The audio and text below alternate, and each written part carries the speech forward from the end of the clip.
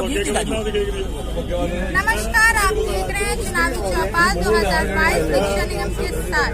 Samajwadi party से पूर्व पार्षद प्रत्याशी एवं महासचिव एवं लखनऊ यूनिवर्सिटी पूर्व छात्र नेता हिमांशु तिवारी जी आज हमारे साथ है। खास मुलाकात में तो आइए इनसे बात करते हैं।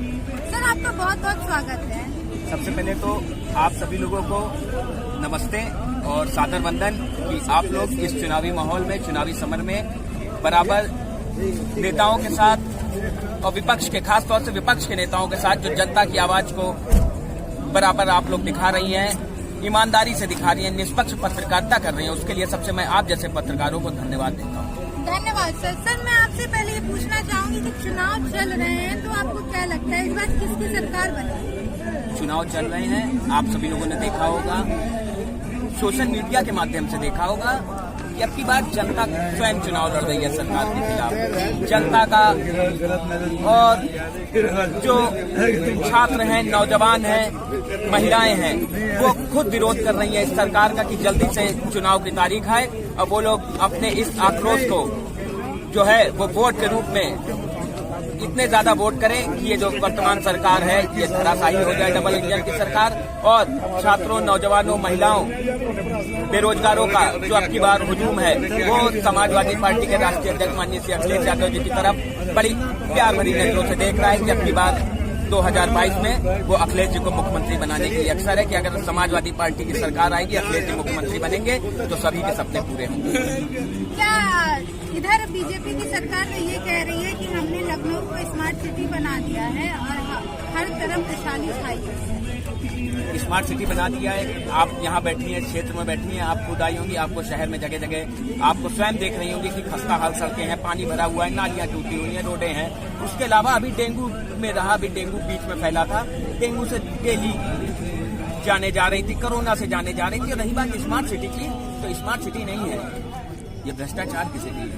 क्यों? क्योंकि स्मार्ट सिटी के नाम पर जो इतने बड़े बड़े घोटाले हो गए वो शायद अभी किसी को जानकारी नहीं है, वो बाद में पता चलेगा। एक डेढ़ साल से रोडें खुदी हुई हैं, उसमें आज तक कोई काम नहीं हुआ है।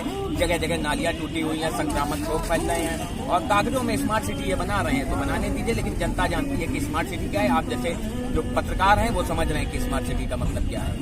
अच्छा, मैं आपसे ये जानना चाहती हूँ कि अब बीजेपी की सरकार में बहुत से ऐसे लोग हैं जो बीजेपी की सरकार को छोड़कर समाजवादी पार्टी में आ रहे हैं। उगते सूरज को सब प्रणाम करते हैं, ये कहावत है और ये इस बार सच भी हो रही है। क्यों? क्योंकि भारतीय जनता पार्टी डूबता जहाज है और जो मौसम वैज्ञानिक होते हैं, राजनीति के मौसम वैज्ञानिक वो समझते हैं कि ये अपना भविष्य किधर है। शायद उनको समझ में आ गया है कि अब की बार गांव की जनता, गांव की ओर से संदेश चला है कि अखिलेश यादव की सरकार 2022 में पूर्ण बहुमत की सरकार आ रही है। इसलिए वो लोग भी अपना सुरक्षित भविष्य तलाश रहे हैं और समाजवादी पार्टी की सेवा करने आ रहे हैं, अखिलेश जी को मुख्यमंत्री बनाने आ रहे हैं। आप लखनऊ यूनिवर्सिटी से छात्र नेता भी हैं, तो मैं आपसे ये जानना चाहती हूँ कि युवा किसके साथ है, क्योंकि बेरोजगारी तो बहुत है। जैसा कि आपने बोला, युवा वर्ग इस समय परेशान है बेरोजगारी से, शिक्षा से।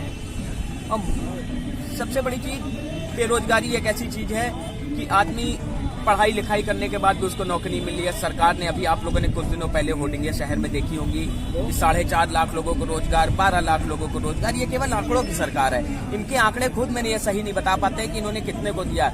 ये मनरेगा में काम करने वाले मजदूरों को बताते हैं कि हमने रोजगार दे दिया। बीटेक, एमटेक और बीएससी किए लोग मनरेगा में मजदूरी कर रहे हैं तो उसको इन्होंने रोजगार से जोड़ दिया। अगर फावड़ा चलाना ये रोजगार की संज्ञा दे रहे हैं तो आप समझ सकती हैं कि कैसा इनका रोजगार है। ये यहाँ तक कि ये भी नहीं सही जानकारी दे पा रहे कि हमने कितनों को रोजगार दिया। कभी कहते हैं 20 लाख, कभी कहते हैं 15 लाख। तो सब कुछ सामने है। ये आंकड़ों के जादूगर हैं और झूठा विज्ञापन करने में माहिर हैं। भारतीय जनता पार्टी की सरकार ने इस देश और प्रदेश की जनता को केवल दिक्कत, किल्लत और जिल्लत दी है। सर, आप पूर्व प्रत्याशी भी रह चुके हैं, तो ऐसी क्या कमियां रह गई हैं कि आप बन नहीं पाए? कमियां, जब मैं चुनाव लड़ा तो 10 से 15 दिन का समय था। हर एक दरवाजे पे पहुंच पाना आसान नहीं था। फिर भी मेरे द्वारा मेरे जो सभी साथी भाई बैठे हैं, सब ने बड़ी मेहनत करी।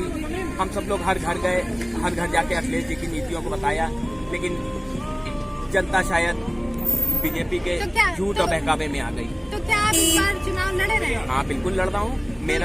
मेरा सबसे पहला तो यही है कि 2022 में माननीय अखिलेश जी की सरकार बनवाऊं। उसके बाद मैं स्वयं चुनाव की तैयारी कर रहा हूँ, लड़ना है और जीतना है अब की बार। अच्छा, अगर आप जीतेंगे तो विकास के क्षेत्र में क्या क्या कार्य करेंगे? सबसे पहले तो मैं अगर क्षेत्र में जीता, पार्षद बना, तो मेरी सबसे पहली प्राथमिकता होगी क्षेत्र में जो खराब सड़कें हैं, टूटी नालियां हैं, जहां जलभराव की समस्या है। हमारे वार्ड में सबसे बड़ी आज पिछले 30 सालों से जलभराव की समस्या है। उस जलभराव की समस्या को दूर करने का प्रयास करूंगा और क्षेत्र में एक प्राथमिक स्वास्थ्य केंद्र भी खुलवाने का मेरा यही उद्देश्य होगा कि एक प्राथमिक स्वास्थ्य केंद्र। उसके अलावा जो क्षेत्र की गरीब जनता है, जो क्षेत्र की गरीब महिलाएं हैं और खासतौर से वो लड़कियां जो पैसे के अभाव में शिक्षा नहीं कर पाई हैं, मेरा सबसे पहला उद्देश्य रहेगा अपने वार्ड में जो गरीब परिवार की महिलाएं हैं, बच्चे हैं, उनकी शिक्षा पर ध्यान दें, उनको शिक्षित करना है। क्योंकि जब वो शिक्षित होंगे तभी वो अपना उत्तर प्रदेश को आगे ले जा पाएंगे और देश को आगे ले जा पाएंगे। अच्छा, आखिरी सवाल मैं आपसे ये जानना, सर ये पीछे गाना बज रहा है अखिलेश लाइए, इसीलिए तो नहीं आप ये प्रमोट कर रहे हैं अखिलेश जी? जिंदाबाद जिंदाबाद, जय जय जय जय अखिलेश, अखिलेश जय अखिलेश, मंतु तिवारी जिंदाबाद जिंदाबाद।